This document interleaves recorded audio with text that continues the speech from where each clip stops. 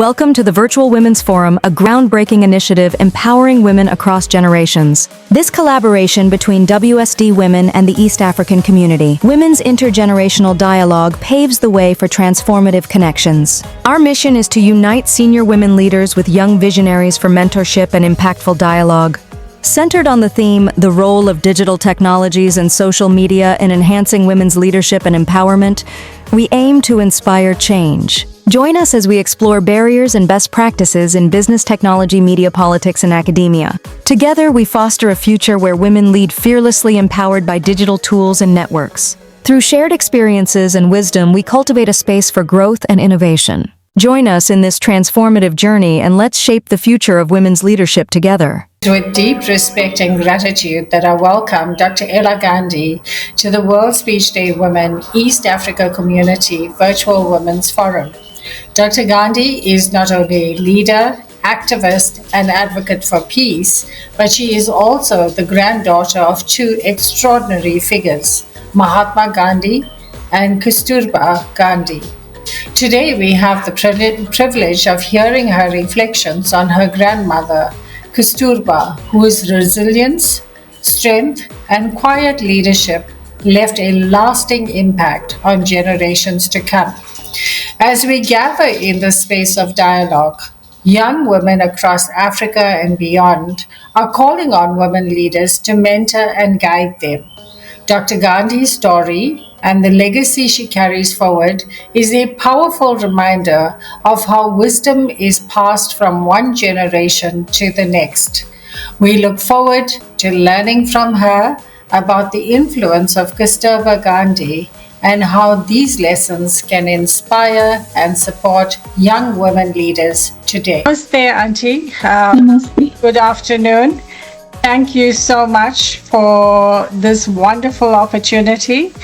It is indeed an honor to be able to, have this conversation with you and to be able to reflect on your grandmother, who is such a pivotal part of history, and to have this opportunity to have you share lessons, values, experiences, and memories that you have had with her or heard through storytelling, through your parents, and for you to be able to share this with us today. So to kick off, I would like to ask you a question regarding your relationship with your grandmother, your personal journey, reflecting on your life or your childhood, and the memories and the stories that you've heard about Kasturba, your grandmother, the wife of Mahatma Gandhi.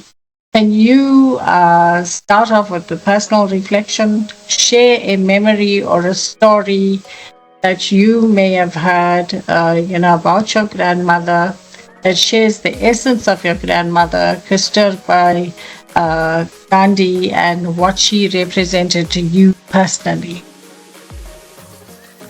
So, I was very young when my grandmother passed away, only 4 years old. And I hadn't met her because I was born in South Africa and she was in India at the time. But what I know of my grandmother was what my mother and my father told me about her. And they shared a lot of stories about her with me, as I was growing up. So I was quite fascinated with the stories about her. And what struck me, in later life is that whilst there are thousands of books written about my grandfather, there are very few books written about her. And mostly whatever was written about her is from my grandfather's book. When he wrote his, life story, he wrote about my grandmother quite extensively. And so every book that has been written has been, based on what my grandfather had written. But there is no other material to, say what she did in that. That in the first instance, began to grow in me that question as to why is it that despite all the, important things that my grandmother did, that there's so little written about her. And which shows that our society, doesn't place so much of emphasis on what women do as they do on what men do. And so that's something that we really need to change about our society. The second thing that was important for me is that, my grandmother grew up at a time, in the late 19th century and early 20th century. And if we cast our minds back, I don't think there was a single country in the late 20th century or the late 19th century when women had the vote. They were not considered intelligent enough to cast a vote. So that tells you in itself how, women's status was, regarded as so inferior at that time. Things have changed exponentially since that time to today. Today, there isn't a country where women don't have the vote. I don't think there is a country. Women's rights since Beijing, conference, all over the world, women's rights are being talked about and being, in a way, sort of improved. Although we haven't gotten to that stage where we can say, yes, we are, treated completely equally, but we are getting towards that end. So having said that, when I look at my grandmother's life, it just shows the resilience and the tenacity that women at that time had to even do the little that they were able to do, to achieve the little that they were able to achieve. And the tremendous amount that my grandmother achieved is indeed, very admirable. And I really hold her up as a role model. So some of the stories that were told is like in 1913, early 20th century, my grandmother, decided in South Africa, where, it wasn't her country. She was born in India and she came here. And she was prepared to go to prison here in South Africa and defy the laws in order to stand up for a just system. So that in itself, tells you how brave, courageous she was. And her spirit, to be able to say, this is what I'm going to do. So there was a little story, which I should tell you about. The law that she was, wanting to oppose was actually, there was a case in 1913 where an Indian woman was told that her marriage is not valid because she was married according to Indian custom.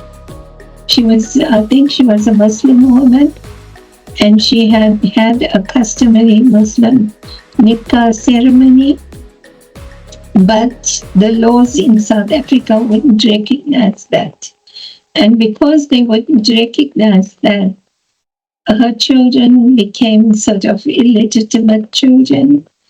And there were a lot of, for instance, she wasn't given right to stay in this country and things like that. So that immediately, made my grandmother,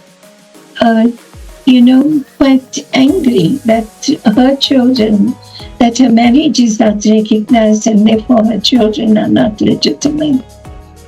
And, that was completely unacceptable to her. And she would go to any length to correct that. So that is the spirit with which she started.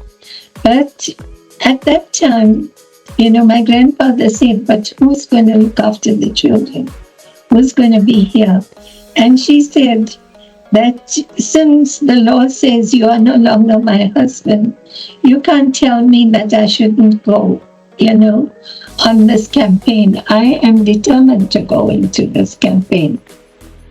And so, that was a little story that my mom told me about her. And I think we spoke about this previously, about her staying true to herself and how important that was. That despite society's expectations of her and any constraints placed upon her, it didn't stand in her way. So, with respect to her leadership qualities and the legacy she's left behind, what values or principles of leadership did Kasturba embody that still guide you today? I think, there were quite a few qualities that, she stood for, the courage that she showed, the resilience, the independence, independent thinking, critical thinking, her proprietary, to say that, what is right and what is wrong. She was able to discern and analyze the situation. She wouldn't just accept. If somebody said, that you're not supposed to do this, she would want to know why. And she would want to, decide for herself whether she accepts the reasoning that somebody else tells her. So she wasn't a person who would just accept things, but she would reason and she would look at, right from wrong. She was very generous, compassionate, dedicated, and spiritual. And, that spirituality gave her the sort of instruments to measure right from wrong. So, that was very important for her. And I think those are important leadership qualities for today, and for our people. That you are able to analyze, that you have a set of values along which you will analyze, that you show compassion in whatever you do, whatever decisions you take. And those are important leadership qualities for me. And then finally, humility and being able to lead. So, people of my generation, I grew up knowing you as a woman of influence, and your family and the impact you have had on our history and the yourself have our mind. How did her presence and her actions shape your path as a woman of influence? I think from early childhood, I learned that, you don't accept things just because you are told to do something. So there was a story, when I was very young. For many years, my parents didn't approve of the school system. It was, a very segregated school system, and it was westernized school system. It also, portrayed history and so on from their point of view, not a balanced view of history. It also portrayed non-white people as being inferior. And so my parents didn't want me to go to school. And I rebelled at about 10, I think I was about 9 years old, 10 years old. I rebelled and I said, I want to go to school and I know what's right from wrong. And I'm not going to accept everything that they teach in the school. So you don't have to worry, I told my parents.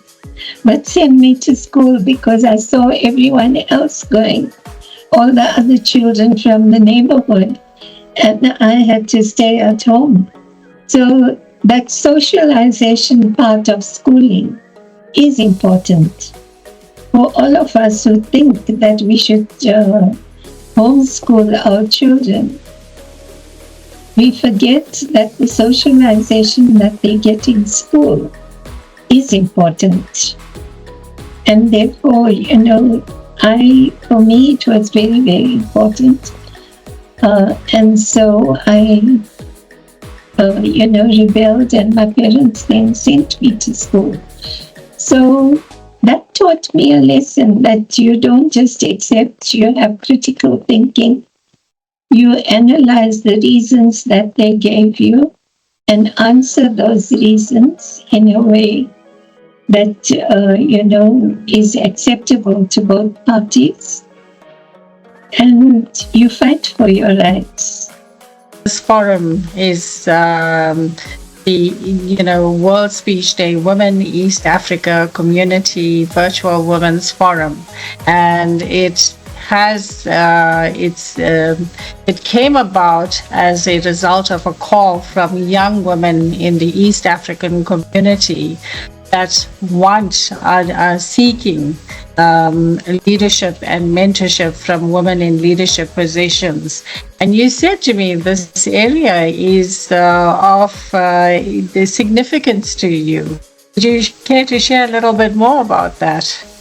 Yes, Kenya and Uganda are very important place because when Gandhiji was cremated, his ashes, part of his ashes, were brought to Kenya and were scattered in the river that is between Kenya and Uganda. And there is a statue and a monument at that place. So yeah, it is. It has a very important significance for us as a place, where his spirit still resides. Well, then connecting that past to the present, many young women today are navigating complex challenges in leadership. What lessons from Kasturba's life would you offer them as guidance? So I think, there's a lot of wisdom in the older women that they've gathered over years of experience. But at the same time, things are different today. As I said earlier, the status of women is shifting. On a daily basis, you see that, there are certain things in which women are being regarded as important and so on, and being given positions of power and that. So I think it's very important that we look at the situation and look at the fact that whilst the rights are being shifted, is patriarchy shifting? And, where is patriarchy in our society? We need to know within each one of our homes, in our minds itself, because we've been brought up, thinking about roles that a woman occupies a particular role and a man occupies a particular role. And until we can't come to, an understanding where we say that we are different, but we are equal. You can be different and yet equal. And so, until we can come to that understanding of both our differences and our equality, and begin to accept that, as equals, as partners, we need to share our roles. We need to take on responsibility, both responsibilities. And so, like in our home, my mom used to work in the press. From the time she got married, came here as a young woman, 20 years old, and she and her husband took care of the settlement that Gandhiji had established in Phoenix. And from those early days, because of the training they had, she went to the press and learned all the, how the machines work, what we have to do, all the things that make a press run, a printing press and a newspaper. She knew everything from scratch, how everything runs. And my father, on the other hand, would also know how the kitchen ran and how to bring up the children. So like on one occasion when I was a very young, I think I was about 10 or 11 years old, my mom, her mother passed away and she had to go to India. And so initially she was wondering whether she could leave, and my father said, "Don't worry, I'm also a parent. And so you go and I'll look after the children and the family." And he took on. He used to cook for us and take care of us, my brother, sister, and I. And for, like about 6 months, my mother was in India. And he was taking care of everything, the housework and everything. He was incredibly forward-thinking. And you've spoken about her courage and her resilience, that's come through very strongly. But can you speak to the role of humility and service? Because these are values that Kasturba lived by. And how can this be applied in today's models of effective leadership, particularly of women? I think, one of the most important things in leadership is humility. If you lead with arrogance and you think that you know everything, and other people must just listen to what you say, then you are not actually developing and growing. You're stunting your own life and you're stunting the other person's life because you're imposing your decisions on them. You're not giving them a chance to express their views. And sometimes by giving the chance to express another view from the opponent, you or the other person, you also learn something new. So leadership with humility is a leadership where you're prepared to listen and where you're prepared to make your decisions jointly. And a joint decision is always a stronger decision than an imposed decision. When you are told to do something, whether you like it or not, you have to do it. You would do it half-heartedly. You won't put your full, self into doing whatever you are asked to do, because you didn't participate in the decision that this is what I should be doing. So, it becomes a weaker sort of decision.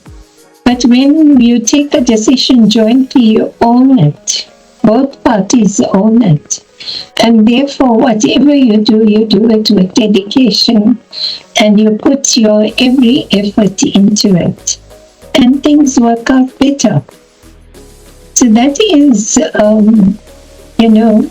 the point I would like to say to younger people, that we should learn to take joint decisions, learn to listen as leaders, be humble, listen to other people.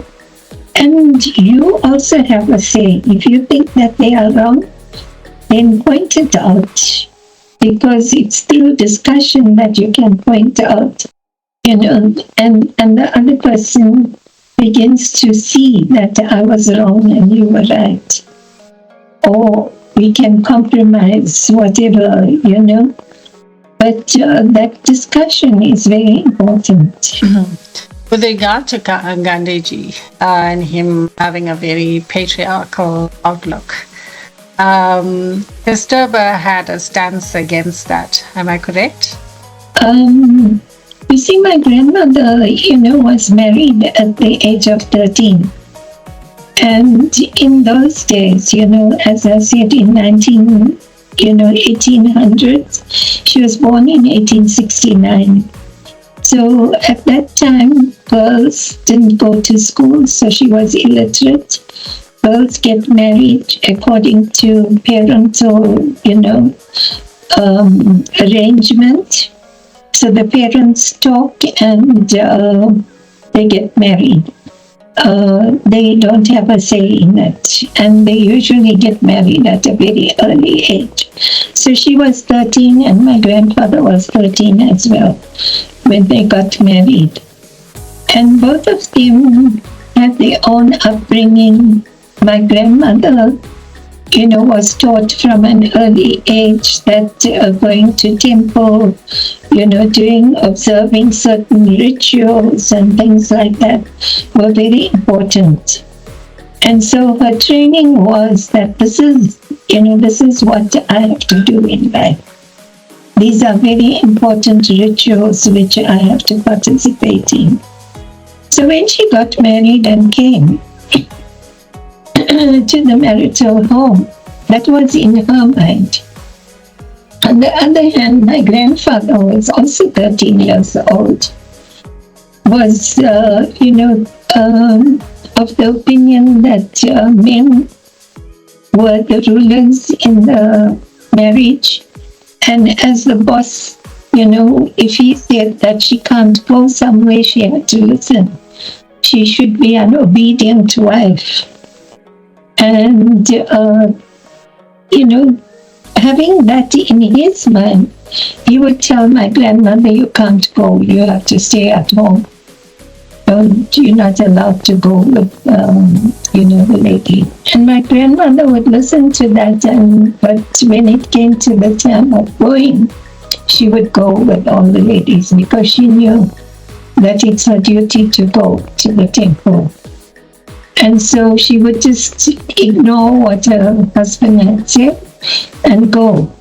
And then when he got angry, she would tell him that you can get angry. What I did was the right thing.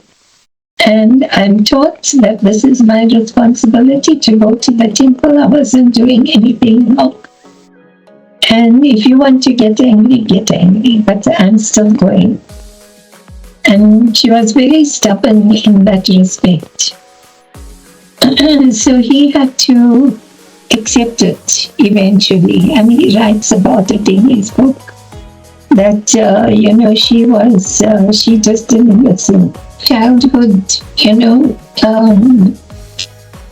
anecdotes that I heard about her and my grandfather. And I saw two things in there. One is the resilience and the powerful way in which my grandmother reacted, not being violent, not being disrespectful, but assertive. It's two different things, Sometimes people shout and, and say things she didn't. She would calmly tell me. And after that, she would keep quiet and let him get angry or do whatever. And that was the one thing. And the other thing is about my grandfather.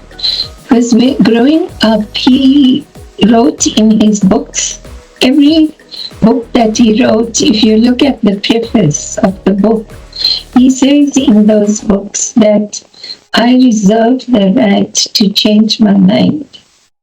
So at any time, and this is lifelong learning, so at any time, if he sees that what he said was wrong, he was prepared to change his mind and decide that this is wrong and this is right. Even though he said something else previously, he would change that.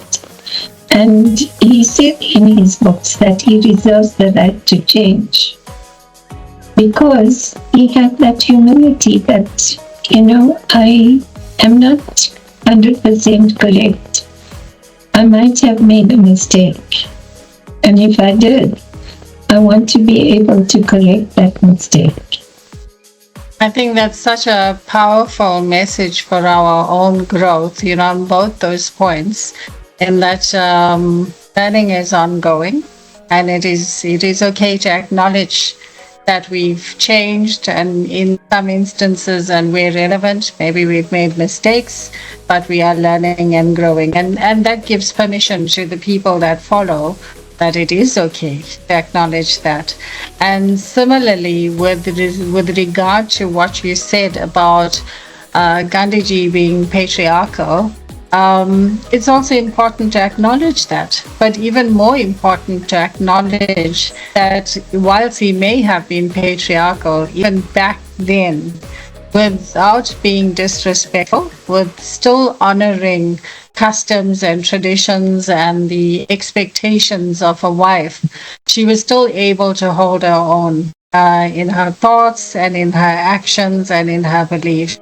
And I think that's such an important, something important to take forward with us, that regardless of whatever boundaries society imposes on us or restrictions they may impose on us, staying true to ourselves and being authentic to ourselves is what will take us a long way, because you can change, you can adapt, you can learn, but in that process there's no need to change the essence of who we are.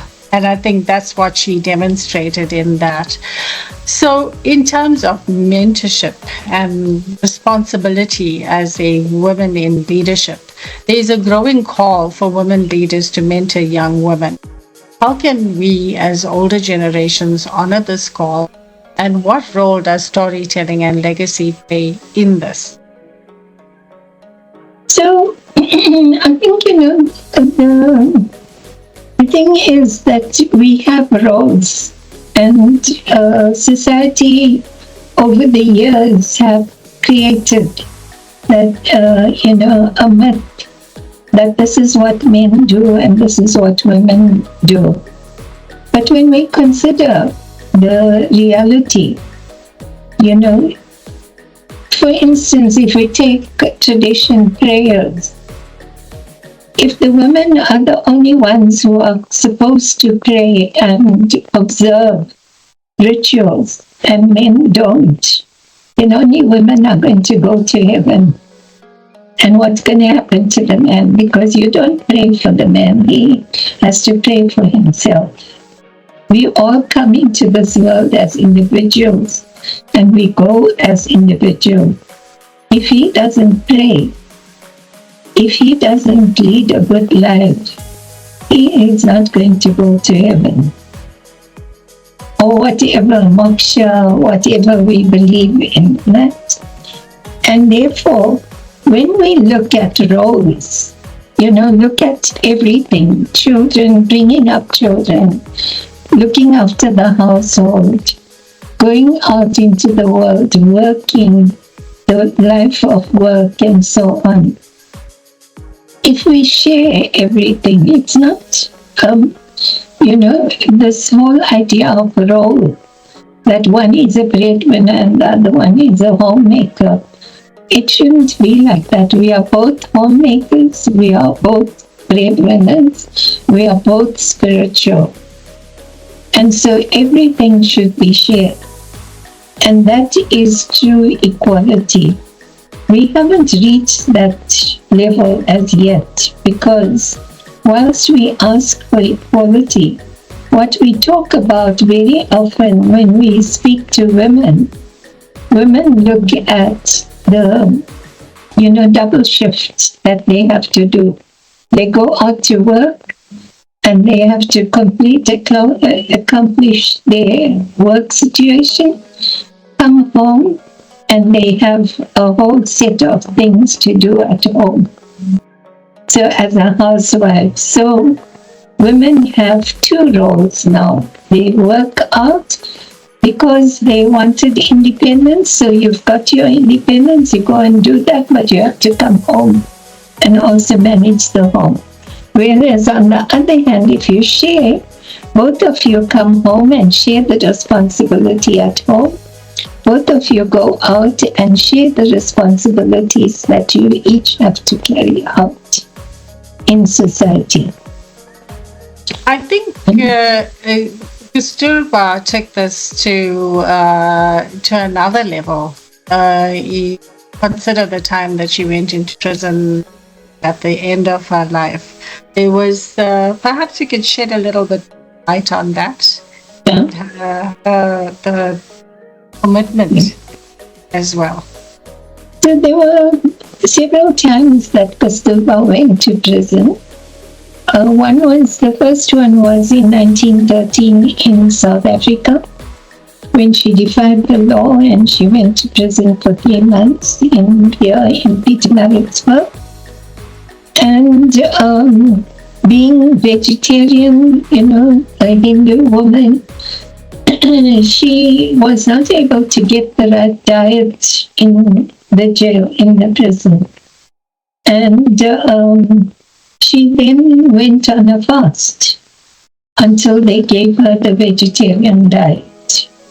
So, that showed her own, resilience, that she was not just going to succumb to the conditions there. She was going to fight for her rights and to survive those conditions.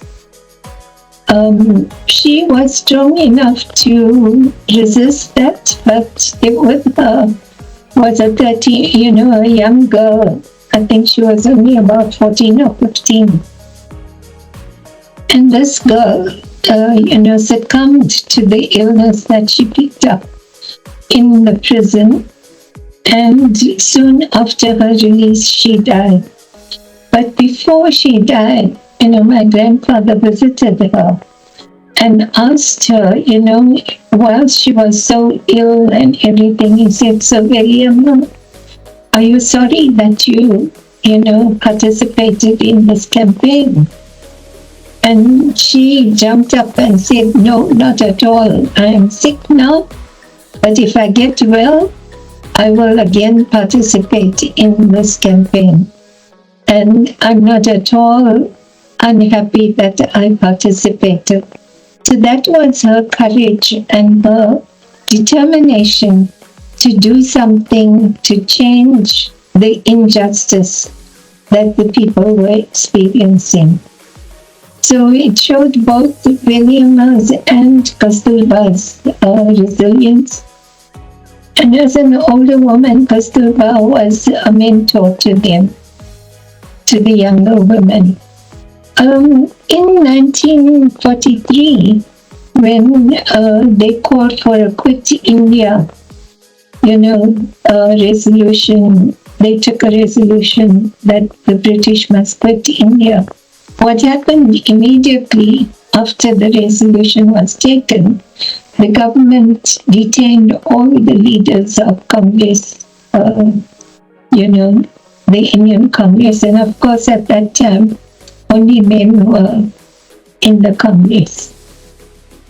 So, well, not really. There were some very few handful of women who were there. Sarojini Naidu was one of them. But they were picked up and sent to prison, and the people had organized rallies for the leaders to come and explain to them what the Quit India resolution was. And so in 43, my grandmother said, okay, he's in prison, I'll go and address the rally and tell them what he was asking for and what the Congress was asking for. So she was on her way to go to the rally, but before she could reach there, she also got arrested and put into prison. And at that time, her health was frail. And while she was in prison, they offered to release her, because she needed medical care. And she said, no, if they release her, they must release everyone. Then she'll go, otherwise she's staying in hospital. She doesn't want special treatment. And so she remained and she died in prison. Her grave is in the prison where she died. If Kasturba could speak to the generation of women, young women in Africa and beyond, what do you believe she would say to encourage their leadership journey? What you've shared now is so incredibly powerful for them to take forward. But do you have a particular thought that you'd like to share? That? I think, for Kasturba, a goal is very important, to have a goal. What do you want to do in life? And I think she would have said that firstly you must have a goal, and that goal must be properly analyzed and looked at in terms of your beliefs and so on. Whatever the goal is, it shouldn't trample on other people's rights. It should be well thought out and be, within the spiritual level of compassion, of, understanding, love, generosity, and so on, within those bounds. And once you've decided on the goal, then you must go full speed into achieving that goal. Put all your strength, all your resilience, everything to achieve. And that's what she would have said. That's what she did. She didn't fall back on anything. Once she realized this is what I want to do, she put her everything into that, achieving that. So I think for all our young people, girls and boys, it is important to have that goal and try to achieve it. But not at the expense of other people. Never. Yeah. Dr. Ela Gandhi, your closing thought. What is the one message you hope that today's young women carry forward from your grandmother's legacy and also from your own life's journey? I think, for me, humility is a very important part of leadership. Humble leadership is very, important. And my message to young women would be that we have to support each other. We shouldn't, we all make mistakes. And if you are humble, you will realize that no human being has not made a mistake in their life. All of us make mistakes. That's why we are human. We are not gods. It's only God that is perfect, not human beings. No human being is perfect. And therefore, we have to help each other to achieve and to be able to attain what we want to attain through supporting each other. And that is, for me, a very important thing where women, instead of putting other women down, would help them to grow. And this is and that is the only way in which we will be able to together not only achieve but also gain further rights and be able to change the situation that we have at the present moment of patriarchy. Change, the GBV that we are seeing at the present moment, we can only change that if we support each other. Dr. Ela Gandhi, thank you for this absolute honor to be able to hear your thoughts, your experiences, your memories, and all the stories that were shared with you about Kasturba, your grandmother, legacy that she has left behind. We are truly privileged to be able to have this opportunity to get an insight on an iconic figure. I mean, yes, she quietly served in the background, but to be able to have insight into that firsthand from, and for the young women of today to be able to have insight into and hopefully carry some of the qualities that she shared or the lessons that she had shared, the way that she has lived them into their leadership roles. She most definitely, yes, she was wife of Gandhiji. She served very, beautifully, as his wife, but she was a person in her right. And I think you have most definitely demonstrated that to us today. Thank you for this wonderful opportunity. Forward to us taking the further in the next steps of the flagship initiative. And thank you so much. Thank you. Dr. Gandhi, thank you for sharing such heartfelt reflections on the life and legacy of your grandmother, Kasturba Gandhi.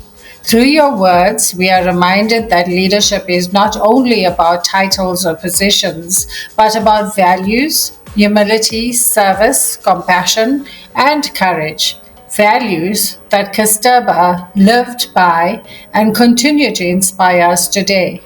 Your insights also speak to the heart of our intergenerational dialogue, that when women leaders walk along the younger generation, sharing their wisdom and experiences, they light the path for the future.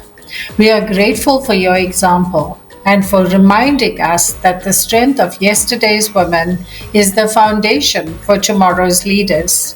On behalf of WSD Women and the East Africa Community Women's Caucus, thank you for being with us and for nurturing the spirit of mentorship and legacy.